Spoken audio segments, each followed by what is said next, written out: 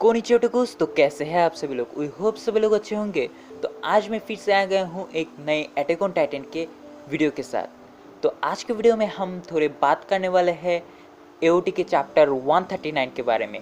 तो chapter 139 AOT का final chapter है और इस चैप्टर में हमारे जो पिछले एओटी को लेके बहुत सारे सवाल थे मन में, वो सारे क्लियर हो जाते हैं, लेकिन हमारे मन में कुछ नए सवाल पैदा करके जाते हैं। तो आज के वीडियो में हम यही सारे सवालों का जवाब ढूंढने की कोशिश करेंगे, क्योंकि जब कोई एनिमे ख़त्म होता है, कोई या फिर कोई मांगा ख़त्म होता है, तब उससे रिलेटेड कुछ सवाल हमारे मन में रह ही जाते हैं, जो हम खुद वो सोच के अपने लिए एक सेटिस्फाइंग सा जवाब ढूंढ ही लेते हैं। तो आज के वीडियो में हम दो सवालों का जवाब ढूंढेंगे। एक है कि हिस्टोरिया को क्यों प्रेग्नेंट किया गया, और दूसरा है कि क्या एरन ने सच में अपने माँ को मारा है। तो बिना किसी देरी किए चलिए वीडियो को शुरू करते हैं। तो सबसे पहले हम बात करेंगे कि हिस्टोरिया को क्यों प्रेग्नेंट किया गया। तो इसके लिए हमें थोड़ा पीछे जाना पड़ेगा।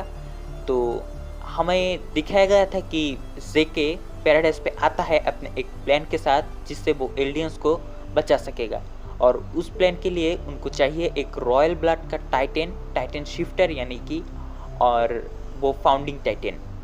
तो ये दोनों जो कंडीशन है वो हिस्टोरिया से हमें मिलते हैं, क्योंकि अगर हिस्टोरिया को 20 टाइटन बना दिया जाता तो उनके पास एक रॉयल ब्लड का टाइटन होता, और एरन तो है ही जो फाउंडिंग टाइटन है, तो फाउंडिंग टाइटन भी होता।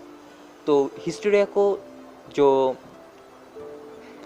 हाई रैंक्ड ऑफिसर थे वो 20 टाइटन बनाना चाहते थे, क्योंकि उनको जेके के प्लान के साथ तो जाना था, लेकिन उनको जेके पर भरोसा नहीं था। उनको लगता था कि जेके उन्हें बिट्रे करेगा, इसलिए वो लोग चाहते थे जेके को हिस्टोरिया को खिला के उसे हिस्टोरिया को 20 टाइटन बना दे, और फिर वो जेके के प्लान को कंटिन्यू करे। लेकिन हिस्टोरिया टाइटन बनना नहीं चाहती थी, और एरेन, मिकासा और कोनिजेन जितने भी लोग हैं बाकी सब, वो लोग भी नहीं चाहते थे कि हिस्टोरिया टाइटन बने। इसलिए हिस्टोरिया को प्रेग्नेंट किया गया, जिससे कि उसे टाइटन ना बनना पड़े। तो अब आते हैं हमारे इस वीडियो के मेन टॉपिक पे, जो है कि एरन ने क्या सच ने अपने माँ को मारा। तो चलिए वीडियो को आगे बढ़ाते हैं। तो सबसे पहले मैं ये बताना चाहूँगा कि एक जगह पे आपको एक सीन याद ही होगा कि 20 टाइटन को यानी कि जेके को लास्ट टाइम, मतलब एकदम आखिर में जो फाइट हुआ था लिवाई और 20 टाइटन का यानी कि जेके का, उसमें कार्ट है वो डिस्ट्रॉय हो जाता है। लिवाई भी बहुत इंजर्ड होता है, और जेके भी मतलब करीब मर ही गया था। लेकिन तभी एक टाइटन आता है, एक लड़की टाइटन आती है और अपने पेट को चीर के उसके अंदर जेके को ले लेती है। तो इस टाइटन का हम बात करें तो ये एक नॉर्मल टाइटन है, कोई टाइटन शिफ्टर नहीं था। सो हमें पता है कि कोई भी नॉर्मल टाइटन अपने सेंस में नहीं होता, वो कुछ भी काम अपने मतलब कोई इंटेलिजेंस के साथ नहीं करते, कोई इंटेंशन के साथ नहीं करता। सो इस पे हम बोल सकते हैं कि किसी ने इस टाइटन को कंट्रोल किया है, ताकि वो जेके को बचाने के लिए अपने पेट के अंदर जेके को ले ले। तो ये क्या एरन ने किया है या फिर यामीन ने?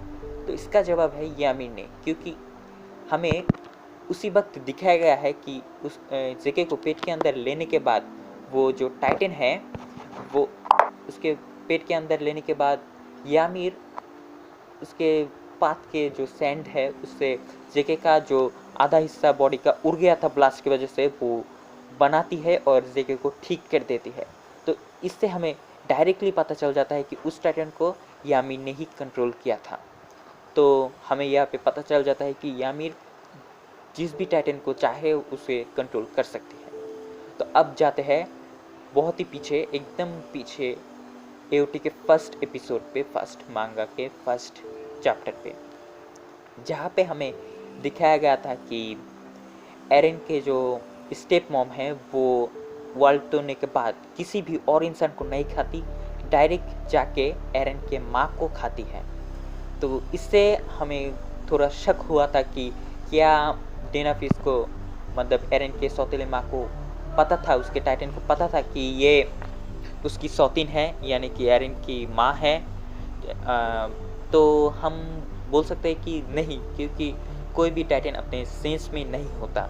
सो उसे बिल्कुल भी नहीं पता था कि एरन की माँ ही उसके सौतीन है। सो फिर वो क्यों डायरेक्ट जाके एरन को माँ को खाई?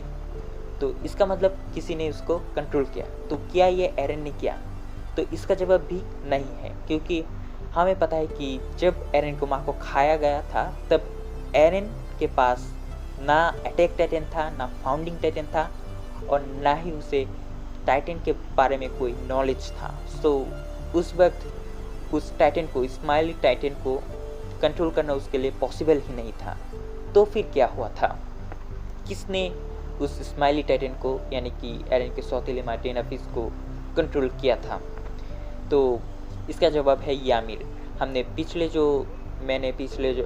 जो भी हिस्सा एक्सप्लेन किया है आपको, उससे पता चल जाता है कि यामिर चाहे तो कोई भी टाइटन को कंट्रोल कर सकती है। तो यहाँ पे डेनाफिस को ही क्यों कंट्रोल किया यामिर ने, और उसे क्यों ही एरन के माँ को खाने में मजबूर किया? तो इसका जवाब है कि यामिर जो है वो 2000 साल से किंग कार्ल फिश की स्लेव है, और स्लेव बन के 2000 साल से उस पाथ पे रह के वो किंग कार्ल फिश को और एलियंस को टाइटन बनने की शक्ति देती है।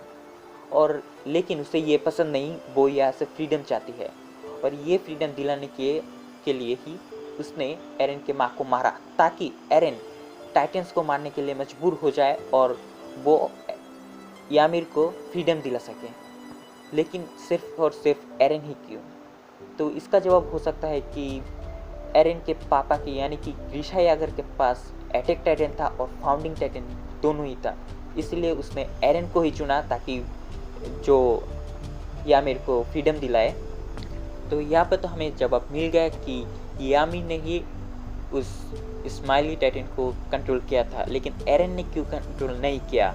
उसका जवाब क्या है? तो इसका जवाब ये है कि हमें पता है कि एरन के पास तब टाइटन की शक्ति नहीं थी। उसके पास उसके मॉम के मरने के बाद टाइटन की शक्ति आई, both titan, founding titan and attack titan. And तब भी उसे पता नहीं था कि उसके अंदर फाउंडिंग टाइटन है और वो दूसरे टाइटन्स को कंट्रोल कर सकता है।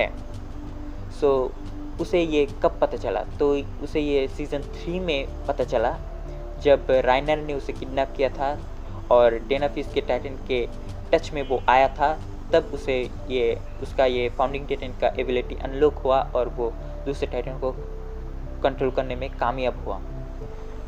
उससे पहले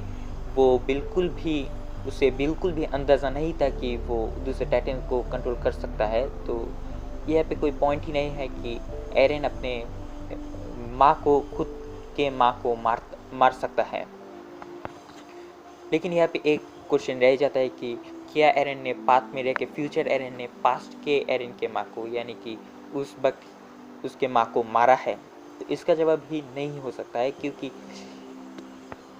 जिस पैनल की वजह से सब लोग थोड़े कन्फ्यूजन में आ गए हैं कि क्या एरन ने अपने माँ को मारा है, उस पैनल पर हमें दिखाया गया है कि एरन बोल रहा है कि उस दिन बटोल को मरना नहीं था, इसलिए उसने यानी कि यामिर ने उसको यानी कि डेनाफिस को, स्माइली टाइटन को उस रास्ते पे जाने के लिए, यानी कि एरन को माँ को खाने के लिए मजबूर किया। लेकिन ये सेंटेंस वो कंप्लीट नहीं कर पाया, उससे पहले ही आर्मिन उसे रोक देता है। एरन ने कब से चीज़ें कंट्रोल करना शुरू किया? जब से उसने हिस्टोरिया के हाथ को, एक सेरेमनी में जब एरन ने हिस्टोरिया के हाथ को किस किया, तब उसे थोड़े पास्ट के, फ्यूचर के एंड प्रेजेंट के एक साथ कुछ विजुअल उसे आए, और उसके बाद से ही उसने कुछ चीज़ें कंट्रोल करना शुरू किए। लेकिन उससे पहले उसने कुछ भी कंट्रोल नहीं किया। सो यहाँ पे हमें ये जवाब मिल ही जाता है कि एरन ने अपने माँ को नहीं मारा। ये टोटली एक गलत फहमी है। सो जो भी एरन के सपोर्टर्स है वो निश्चिंत हो जाइए और एरन के लिए सिर्फ एक सैल्यूट दीजिए। सो आज का वीडियो यही तक था। अगर आपको कुछ समझ नहीं आया हो तो कमेंट सेक्शन हमारा खुला है, वहाँ पे जाके कमेंट कीजिए। अगर ये वीडियो आपको पसंद आया है तो लाइक कीजिए, हमारे चैनल को सब्सक्राइब कीजिए और मिलते हैं अगली किसी वीडियो में कोई नई एनिमे टॉपिक के साथ। तब तक के लिए आरा आरा सयोनारा।